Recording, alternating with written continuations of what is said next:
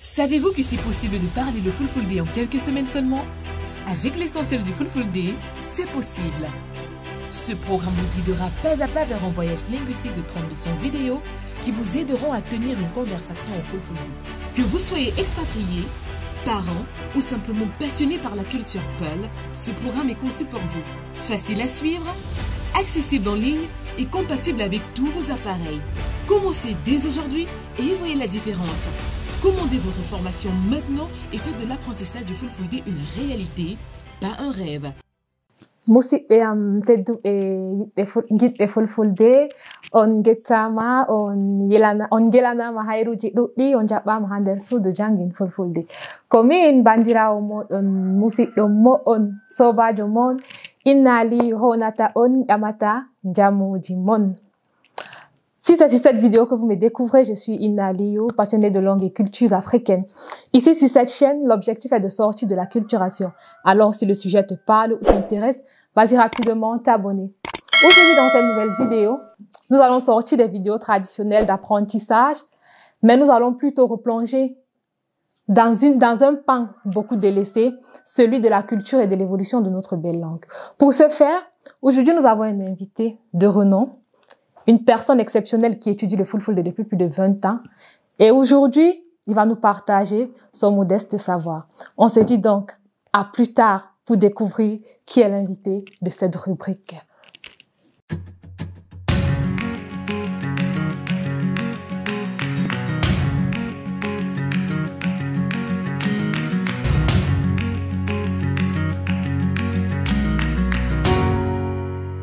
Rebonjour une fois de plus. Alors, comme je l'ai annoncé à l'entame de mon propos, aujourd'hui nous allons parler du Fulfulde et de ses dialectes. Mais avant, nous allons laisser notre invité spécial se présenter et nous dire qui il est. Bonjour, Exfé. Bonjour Adjaïna, moi je m'appelle Alim Garga, plus connu sous le nom de Bimo Dibo, délégué régional des enseignements secondaires, enseignant d'allemand de profession et amoureux de la langue Peul.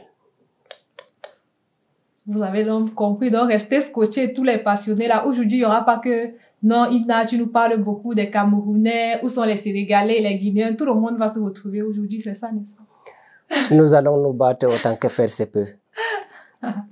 Voilà, donc restez scotchés. Alors, Espère, aujourd'hui, nous allons parler du Fulfulde et de ces différents dialectes. Donc, nous allons commencer par la première articulation qui porte sur le nombre de régions dans lesquelles le Fulfulde est parlé. Et comment est-ce qu'on peut expliquer cette diversité dialectale?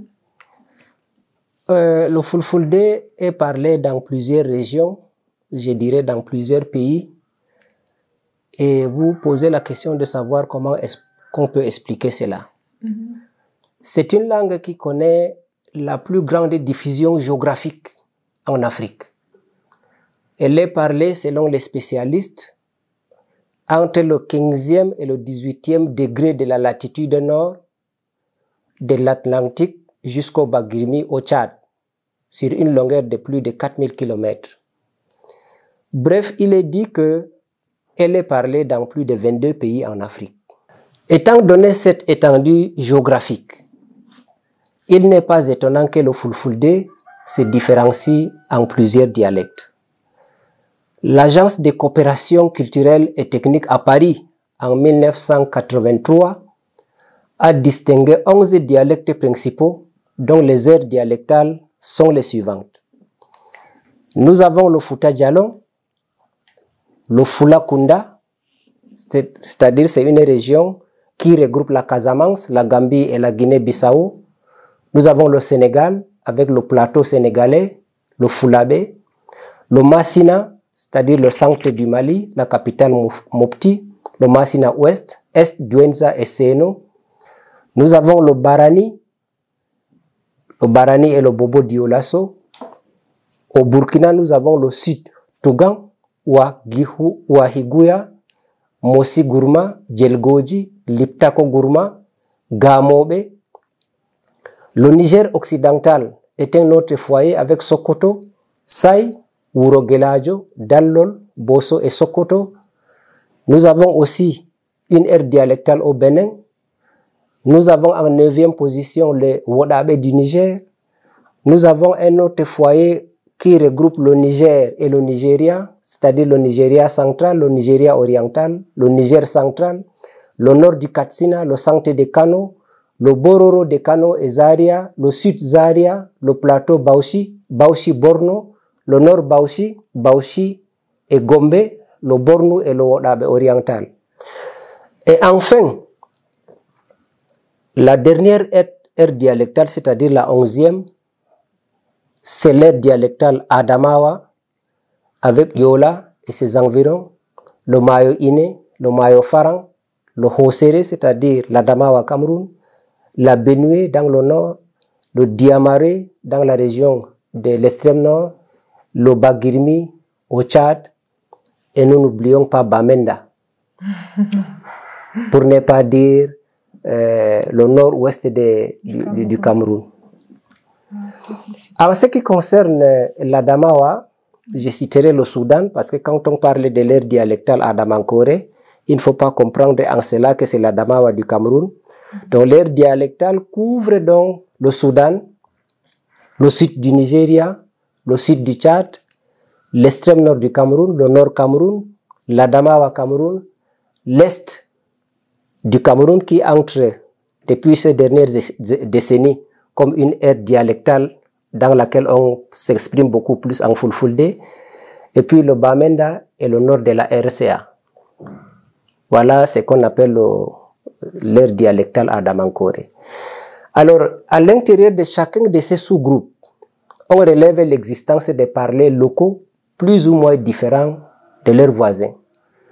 Ça veut dire que dans une aire dialectale, on peut retrouver par exemple 2 villages voisins, mais qui s'expriment de manière différente, avec une intercompréhension de l'ordre de plus de 200%. Ça veut dire qu'ils se comprennent à 100%, mais il y a des mots et parfois des structures grammaticales qui diffèrent les unes des autres. Voilà ce que je tenais à vous dire en ce qui concerne les aires dialectales du Fulfulde dans le monde entier. Donc, en plus, quand on parle de plus de 6 millions de locuteurs, il s'agit en fait de ces 6 millions subdivisés en 11 grands groupes. Subdivisés en 11 grands groupes principaux. Voilà. Parce que quand on parlait des 22 pays, on comptait par exemple ceux qui parlaient, on ne comptait pas par exemple la population de tout le Cameroun pour dire que tous les Camerounais parlent le Fulfulde. Mais ce sont ceux-là qui parlent le Fulfulde, c'est-à-dire les Halpulaar, comme ils sont désignés au Sénégal dans le Fouta-Toro, on appelle les Halpulaar. Ça veut dire ceux-là qui parlent le Fulfulde. Et il faut faire la différence entre le Halpulaar et le Peul. Nous ne sommes pas en train de parler des Peuls ici, mais nous parlons beaucoup plus de ceux-là qui s'expriment en langue Fulfulde. Alors, quand vous venez au Cameroun, vous ne pouvez pas dire que le Fulfulde c'est la langue des Peuls au Cameroun, mais c'est la langue de tout le monde, pratiquement dans le nord Cameroun, parce que toutes les tribus s'expriment en Fulfulde. Parce que c'est la langue véhiculaire, c'est la langue commerciale. Il y a même des églises qui prêchent en Fulfulde. Dans toutes les églises du Nord Cameroun, il y a une heure pendant laquelle le pasteur dit la messe en Fulfulde. Donc c'est la langue de tout le monde au Cameroun, contrairement aux autres régions où on dit que c'est le peuple qui parle le Fulfulde. Ah, d'accord, ça c'est superbe alors. Contrairement dans le Cameroun, alors on peut dire que c'est... Et les statistiques nous prouvent même que le Fulfulde est parlé à plus de 21% au Cameroun. Selon les statistiques qui ont été réalisées par le ministère de l'Éducation de base, le Fulfulde est la langue la plus parlée au Cameroun. Ah, ça c'est super. Ça c'est superbe. Alors vous avez compris, non? Je suis venue chercher le savoir et je vous amène avec moi dans cette quête du savoir. Maintenant, on va donc passer à l'évolution linguistique du Fulfulde. Comment s'est faite l'évolution? Comment est-ce qu'on a pu vraiment avoir, puisqu'on se rend compte que le fond c'est le même, mais pourquoi est-ce qu'au fil des ans, on s'est rendu compte que le Fulfulde était un peu disloqué, chacun parle un peu comme il veut? C'est une langue qui est parlée dans beaucoup de pays. C'est pas un phénomène seulement lié au Fulfulde, c'est un phénomène lié à toutes les langues. Quand vous allez en France, on vous dirait que c'est le Marseillais. Il parlait le Marseillais, il parlait le Parisien, il parlait le Bordelais. Mais le français, la France a une seule langue qu'on appelle la langue standard. C'est-à-dire celle-là qui est la langue de la diplomatie, la langue de l'administration. Mais à l'intérieur de la France même, le français est parlé différemment dans beaucoup de régions. C'est la même chose en anglais. C'est la même chose par exemple en allemand. Et c'est comme ça également en arabe parce que nous avons en arabe ce qu'on appelle al-arabiyatul fusha. C'est-à-dire la langue avec laquelle ou bien par laquelle on écrit, on s'exprime, on traite de la diplomatie. Mais chacun rentre dans son petit coin, parle l'arabe qu'ici à sa région. Donc c'est pas un phénomène propre au Fulfulde. Donc chaque fois que vous avez par exemple deux populations ou bien une même tribu qui se subdivise en deux ou en trois et qui habitent des localités différentes, vous allez constater tout simplement que les langues vont aussi prendre le goût de se différencier les unes les autres.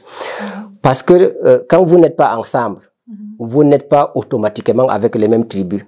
Par exemple, le Peul, vous savez que la plupart des Peuls qui sont dans la Damawa Cameroun ont une moitié de leur famille au Nigeria. Cependant, ils ne parlent pas le même Fulfulde. Ailleurs même, vous trouvez que le Fulfulde a complètement disparu du côté du Nigeria. Parce que les tribus qui cohabitent avec ces Peuls-là ne sont pas les mêmes. Ici, dans la Damawa, nous cohabitons avec les Di. Nous avons par exemple, je parle uniquement de la Vina, avec les Mboum, donc qui ont influencé systématiquement le Peul. Si vous allez par exemple à Bundang, d'où viennent les Peuls de la Damawa, vous allez effectivement vous rencontrer que c'est un autre Fulfulde qui est parlé là-bas parce que le Fulfulde de Bundang doit être influencé par les Bata. Donc ça dépend de l'ère géographique et de la tribu avec laquelle on cohabite. Ah, d'accord. Donc, il y a une sorte d'interpénétration linguistique alors, des autres langues voisines. Les interculturalités, par exemple. Il y a les emprunts. Il y a même la domination. Par exemple, nous avons deux types d'empreintes. Quand, par exemple, quelqu'un introduit un matériel, par exemple, dont vous n'avez pas l'habitude d'utiliser dans votre culture, et naturellement, il vient avec le nom de ce matériel-là. Par exemple, comment appelle-t-on le train? Jirgi? On dit Jirgi, mais Jirgi c'est le Hausa. Mais quand vous traversez de l'autre côté du Fouta Toro, où ils sont plus vigilants, avec une espèce d'académie, c'est-à-dire des gens qui créent constamment les mots pour que la langue soit dynamique. Et ils appellent le train le Lananjorndi. Le Lananjorndi. Voilà donc l'une des preuves que le Fulfulde c'est une langue dynamique et qui ne doit pas, par exemple, perdre de ces mots. Parce que le mot que vous perdez dans le Fouta Toro, vous pouvez le récupérer dans le Masina. Si vous perdez un mot, par exemple, dans la Damawa, vous pouvez le récupérer dans le Fouta Diallo. Donc, c'est grâce à cette dispersion que le bon Dieu a choisi pour sauvegarder la langue Peul. Le bon Dieu. Je vous donne un exemple. Je vous donne un exemple, par exemple, de cette récupération. La jeune fille en âge de se marier s'appelle Mbomri dans le Fouta Toro et dans le Masina. Elle s'appelle Mbomri. Mais le mot Mbobiri a été retrouvé dans les environs de Bagno, dans la Damawa Cameroun. Alors que Mbobiri et Mbomri partagent quand même la même racine. C'est la même racine qui a formé Mbobiri et Mbomri. Par contre, au Fouta Diallo, au Fouta Toro, on emploie le mot Mbomri, on ne connaît pas Mbobiri. Mais celui qui utilise Mbobiri dans les environs de Bagno ne connaît pas Mbomri. Ça veut dire que c'est un vocabulaire c'est deux mots qu'on a récupérés de part et d'autre. Ça, c'est vraiment super, c'est intéressant. Vous voyez que toutes les aires dialectales, vous retrouvez, n'est-ce pas?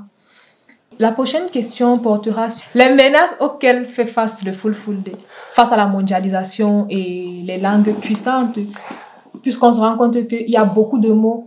Par exemple, pour moi qui vis à Yaoundé principalement, je ne peux pas formuler une phrase sans mettre un mot peut-être franc francophonisé. Je ne sais pas si vous comprenez ce que je veux dire. Je comprends effectivement ce que vous voulez dire. Parfois, on croit que c'est du fulfulde alors que c'est juste le français qu'on a pris et on a essayé de mettre une certaine terminologie pour que ça ressemble au fulfulde. C'est en faisant des études vraiment un peu poussées chez vous que je me suis rendu compte de certaines de quelques-unes de ces expressions. On se rend donc compte que face à cette situation, le fulfulde n'est pas menacé. Oui, je voudrais vous dire que une langue doit être dynamique. La langue est dynamique parce qu'elle doit emprunter constamment. C'est pour cela que les peuples disent tallo to ngal moƴata. So ngal tallata ko ngal moƴan.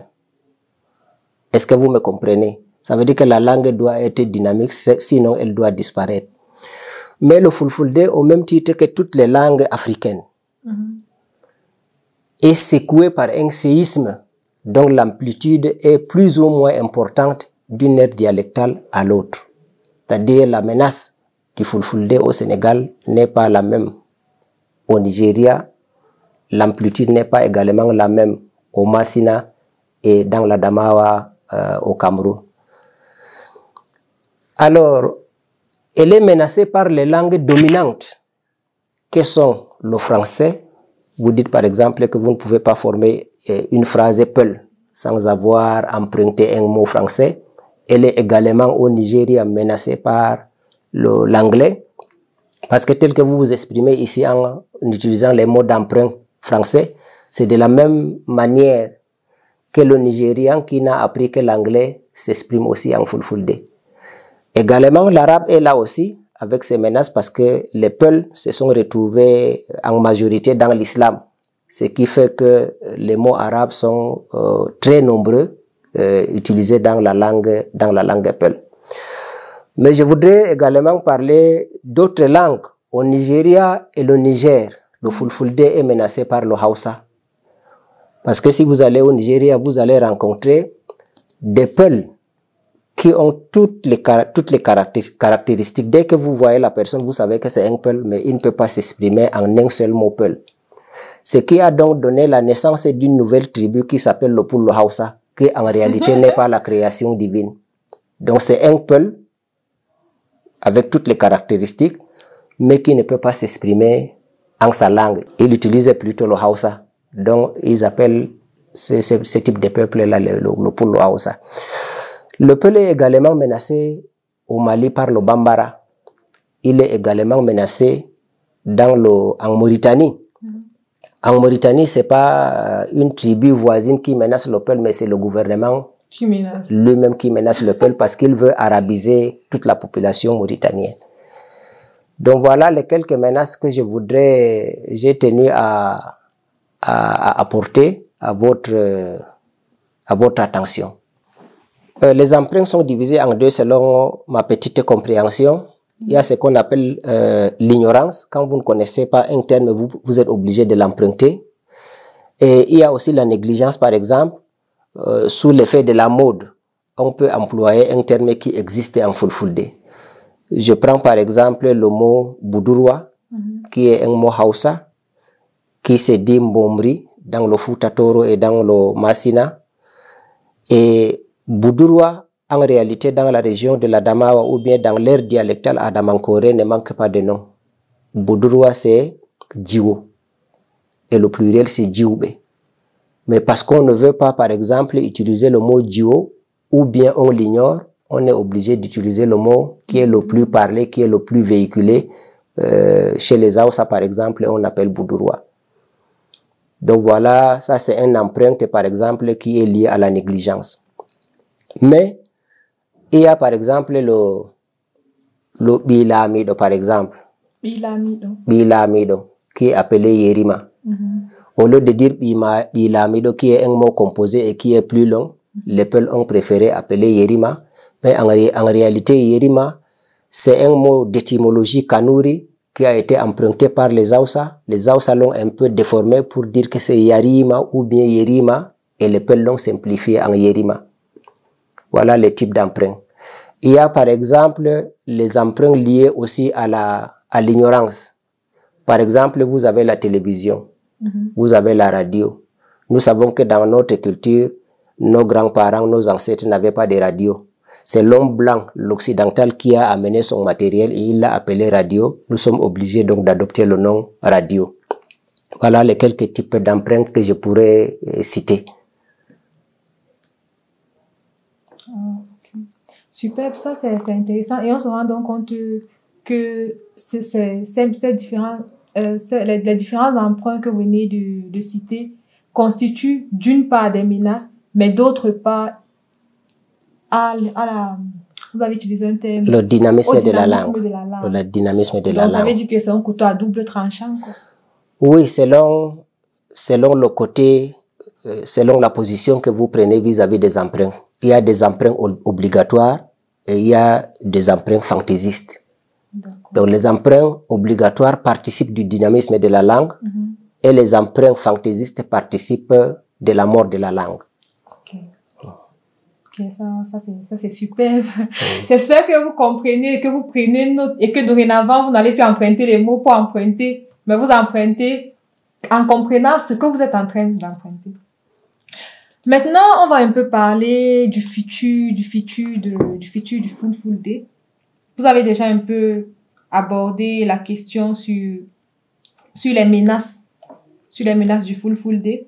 Donc maintenant, on va plus parler de l'avenir promoteur. Est-ce que vous pensez que le Full Day, selon les menaces énumérées tout à l'heure, a un avenir promoteur? Alors, le Full Day a certains défis qu'il faut relever. Le premier défi,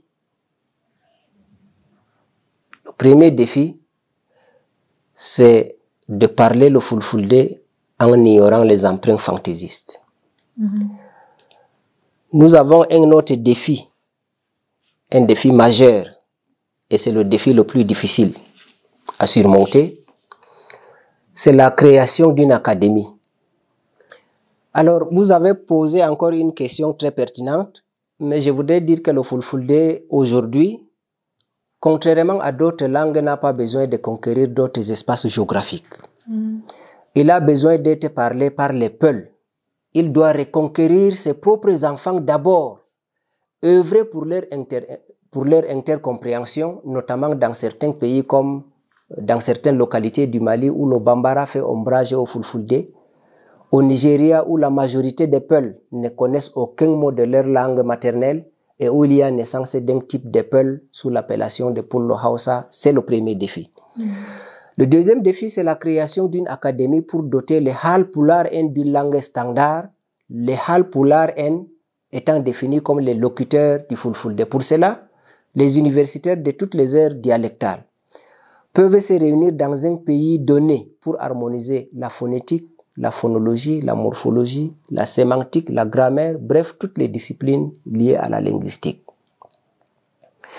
Le troisième défi est la vulgarisation des documents d'apprentissage de cette langue. Vous savez que les premiers documents ont été produits par les administrateurs coloniaux, puis les missionnaires et en troisième position, les universitaires qui ont gardé, qui ont logé, qui ont confisqué les documents produits dans les universités alors que le Full Day devrait aller au-delà des universités. Eh bien, l'essentiel de ces livres, vous êtes allé voir ma bibliothèque à la maison. Je voudrais vous dire tout simplement que j'éprouve énormément de difficultés pour rassembler ces documents-là. Parce que la plupart des documents sont achetés sur le net. Donc, ils me sont expédiés de la France, de la Grande-Bretagne, des États-Unis. Quelques livres me sont venus du Sénégal et très rares, comme les larmes d'un chien, les livres que j'ai pu acheter au Cameroun. Au moment où le Cameroun, la République du Cameroun, a dans son système éducatif introduit l'enseignement de langues et culture nationale, que ce soit dans le primaire, que ce soit dans le secondaire ou bien dans le supérieur. Donc le Full Day a un défi majeur qu'il faut vraiment relever et je ne crois pas qu'une seule personne pourra le faire. À notre niveau, c'est-à-dire le Doudal Ardonjobdi, nous nous battons C'est pour cela que vous avez constaté que quand vous écoutez nos émissions, nous faisons beaucoup plus dans l'intercompréhension parce que nous ne défendons pas notre aire dialectale à Damankoré, mais nous allons également au-delà dans le Massina, dans le Fouta Toro, dans le Fouta Djalo et dans d'autres pays pour essayer de dire, par exemple, que tel mot n'est pas un mot peul. Nous devons, par exemple, prendre nos distances vis-à-vis de ces mots-là. Vous savez, l'homme aime toujours la nouveauté. Le terme Adjarama est venu du Sénégal. Et c'est le regretté Halirou Kouakou qui a introduit ce mot-là de son retour du Mali.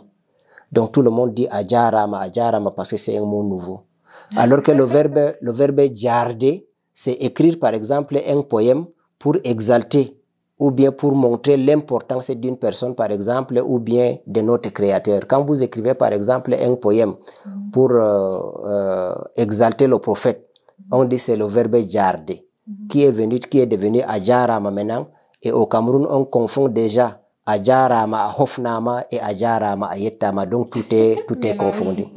Voilà pourquoi, quand nous allons, par exemple, nous parlons du Fouta Toro pour parler de Siutabe, le terme Siutabe qui veut dire les jumeaux, nous rappelons tout le temps aux gens de Fouta Toro et à nos auditeurs en général que le terme Punado ou bien Punejo et Funebe, Punejo et Funebe, c'est un terme soninké.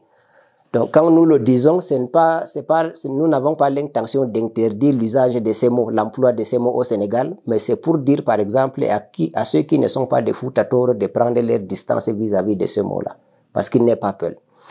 Quand nous parlons, par exemple, de Séguéné, qui veut dire les ongles dans le Fouta Toro, alors que nous avons les pédélis. Donc, quand on dit Séguéné, c'est un mot soninké, c'est pour dire prenez vos distances vis-à-vis de ce mot-là. Et effectivement, dans la Damawa, quand on dit Boudurwa, on dit que non, c'est un mot Hausa, mais les Peuls disent Djiwo. C'est de la même manière, par exemple, que quand on parle de Fouta Toro, à chaque fois, nous essayons de dire que tel mot n'est pas Peul, voilà ce que le Peul devrait normalement dire. Donc, nous posons les jalons d'un Fulfulde standard. Nous sommes en train de tendre une perche aux universitaires. Et j'espère qu'un jour, ils vont prendre cette perche-là. Ils vont peut-être prendre le ballon au rebond pour se retrouver dans un pays donné et doter le Fulfulde d'une académie digne de ce nom. Donc ça, nous le ferons, Inch'Allah, avec beaucoup de travail, beaucoup d'ardeur. Nous espérons. Parce que j'ai constaté, pour le peu de temps que je suis restée avec vous, que vous êtes un homme très travailleur et vous aimez les choses bien faites. Donc, on va essayer de continuer dans cette même optique. Oui, et je ne voudrais pas que vous me copiez parce que moi, je travaille beaucoup pour comprendre très peu. Je voudrais que vous travaillez beaucoup pour comprendre aussi beaucoup. Ah, ok. Je ne suis pas une personne intelligente. C'est pour cela que je suis obligé de beaucoup travailler pour comprendre très peu. Ah, ça, c'est de la modestie. Ce n'est pas de la modestie, c'est la vérité. Si vous le dites. Ok. Bon, maintenant, après ces défis, selon vous, quel est l'avenir?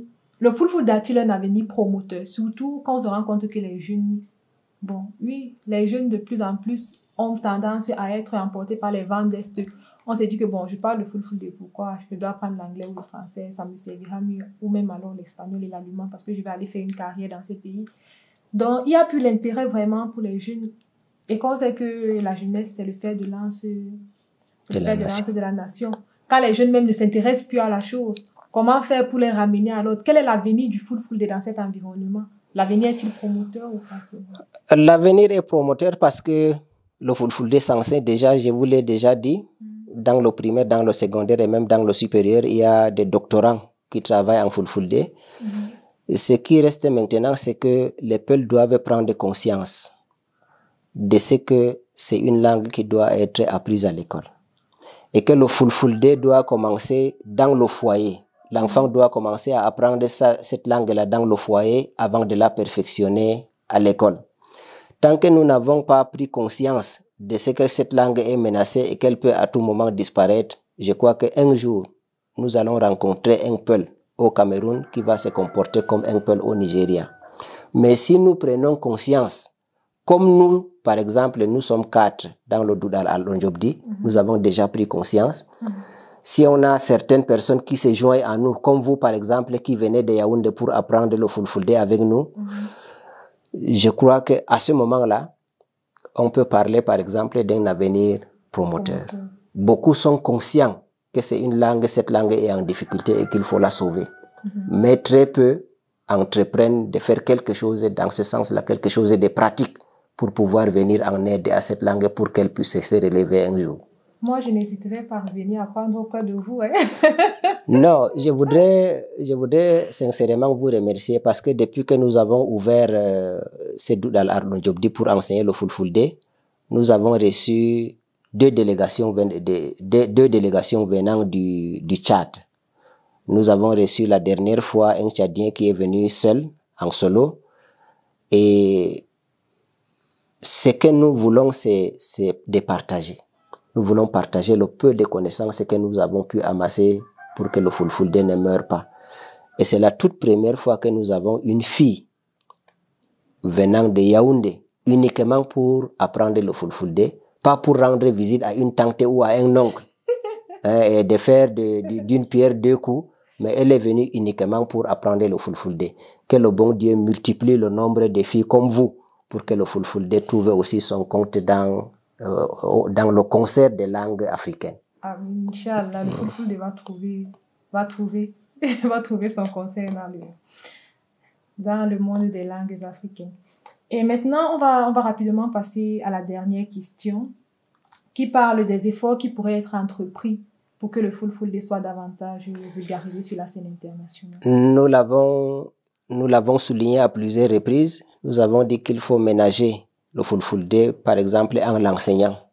Et pour l'enseigner, il faut des documents. Les documents ne suffisent pas parce que quand on parle de la pédagogie, on voit d'abord l'enseignant. Il faut également former les enseignants pour faire ce travail-là. Les Peuls doivent également s'associer pour ouvrir une télévision. Ils doivent également s'associer pour ouvrir, par exemple, pour créer une radio. Construire, par exemple, un centre culturel Peul, comme on est en train de le faire actuellement au Sénégal. La foire des animaux, ça ne suffit pas. La foire des animaux, quand vous allez, vous voyez que les animaux qui sont exposés, qui ont peur parce que quand vous voyez les yeux sont largement ouverts pour n'avoir pas été habitués à rencontrer un public comme celui-là. Et on parle par exemple de Julde Dabadji. Je voudrais tout simplement que c'est une carence des mots. On dit Welnere Wainabe. Ce sont les bergers qui se réjouissent de cette fête-là. Ce ne sont pas des bêtes. Le bœuf, par exemple, le taureau qui est attaché, qui est destiné à être vendu, qu'on a fait quitter, par exemple, son environnement. Il a peur, il regarde tout le monde avec inquiétude. Et c'est à ce moment-là on dit Julde Dabadji. Julde suppose chez les musulmans qu'il y a un imam, par exemple, avec les phalanqués, c'est-à-dire les disciples qui sont derrière. Alors, on va pendant 3 jours à cette fête-là, on ne voit aucun animal se prosterner. Aucun animal ne fait les ablutions, donc c'est pas le Julde, on appelle ça le Welnere Wainabe. Ça n'a rien à voir avec le Julde Dabadji. Donc, je voudrais dire également que le fait d'aller appeler nos frères Peuls de la brousse pour venir les exhiber avec, par exemple, des cheveux touffus, avec des peignes, ce n'est pas ça la culture. La culture, c'est quelque chose de positif. Dans la culture, par exemple, que nous avons hérité de nos parents, il y a des points, par exemple, qu'il faut oublier et des points, par exemple, qu'il faut encourager. Il faut également que les Peuls comprennent que dans le Fulfulde, on doit impliquer tout le monde. Les femmes comme les hommes.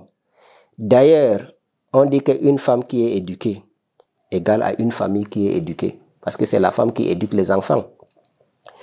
Parfois, elle ne rate pas aussi l'occasion de rectifier l'éducation de son mari. Donc, nous avons besoin, par exemple, des femmes Peuls qui viennent aussi apprendre le Fulfulde pour aller, par exemple, le diffuser dans leurs familles respectives. Oui, et cela soulève un fait principal parce que généralement, les gens nous contactent, surtout les femmes de la diaspora qui ont épousé des hommes peuls, pour me dire, mais tenez, Fulfulde classe, mes enfants ne parlent pas la langue de leur père, comment faire? Moi-même, je ne connais pas. Donc, elles sont inquiètes. Mais il y a les facteurs géographiques, par exemple, qui est il n'y a plus de proximité avec peut-être les Peuls et tout, et ça joue vraiment un grand rôle pour qu'elles... Ça, c'est un frein principal qui empêche ces femmes, par exemple, qui veulent apprendre le Fulfulde pour l'enseigner à leurs enfants, par exemple. L'éloignement géographique ne doit pas être considéré comme un obstacle aujourd'hui, parce que nous sommes dans un village planétaire. On peut monter, par exemple, des vidéos, par exemple, qui leur permettront d'enseigner le Fulfulde dans leur foyer respectif, quel que soit l'endroit où elles se trouvent dans le monde entier. Donc, nous devons redoubler d'ardeur, par exemple, cet appareil que vous installez. Je ne l'ai jamais vu. Donc, je suis en train d'apprendre également que on peut, par exemple, venir dans mon bureau, s'entretenir avec moi, et puis dès que vous mettrez cette vidéo-là sur la toile, les gens vont appeler de la Chine, les gens vont appeler par exemple de la Grande-Bretagne pour dire que bon, Imodibo, on t'a vu t'exprimer par exemple sur YouTube avec Hadjaïna Aliou. Donc, ce genre de vidéos peuvent être multipliées dans l'enseignement également du Fulfulde également. Ok. Merci vraiment pour ces réponses très alléchantes. Nous avons atteint la fin de cette interview. Je ne sais pas si peut-être vous avez un mot à dire parce que les jeunes nous suivent majoritairement. Ce sont les jeunes qui nous suivent majoritairement. Est-ce que vous avez un mot à leur dire pour les encourager davantage à ne pas baisser les bras? Qu'est-ce que vous pouvez leur dire? Bon, le mot de fin, si je peux le dire ça comme ça. Je voudrais plutôt m'adresser aux parents. Je voudrais beaucoup plus m'adresser aux parents parce que le jeune qui est à la maison, par exemple, qui est encore devant les parents, il hérite de l'éducation que les parents lui proposent. Que les parents prennent conscience de ce que la langue comparée à la religion, la langue vient en première position. Merci. Elle vient en première position, pourquoi? Parce que c'est le bon Dieu qui nous choisit notre langue. Là où vous êtes là, quel que soit le dossier que vous montez, quel que soit le nombre de timbres fiscaux et communaux que vous allez apposer sur le dossier, vous n'allez jamais changer de tribu. On dira toujours que Inna Aliou est une Peul, parce que c'est le bon Dieu qui a choisi cette tribu pour vous. En choisissant la tribu, il vous a imposé également une langue. Mais maintenant, sur le plan religion, il vous a donné la possibilité de faire un choix. Vous pouvez choisir l'islam, le christianisme, le bouddhisme, par exemple, le judaïsme, par exemple. Beaucoup d'autres religions existent encore dans le monde entier. Si, par exemple, vous ne choisissez pas l'islam, vous ne cessez pas d'être Peul. Ça, c'est clair. Mais par contre, si vous cessez de parler le Fulfulde, vous allez devenir pour le Hausa, comme nos frères qui sont au Nigeria. Et pendant un temps, une autre tribu encore naîtra. Et puis peut-être on va effacer le Pullo Hausa pour dire Hausa Pullo. Voilà. Ok, vraiment, nous vous remercions beaucoup pour le temps que vous avez pris avec votre agenda très occupé. L'équipe de Fulfulde Class et moi et toute notre communauté, nous vous remercions du fond du cœur. Allah jutti non balɗe, Allah accu gondal bo. Amin, mi yetti on. Min woni getteteɗo kam. Min yettata on. Min yettata on ta mi wiya min woni getteteɗo. Ngam on ƴummi diga Yaoundé lamorgo Cameroun on ngari ngawdere ngam on janga Fulfulde. Wala mo anduɗon e ngawdere.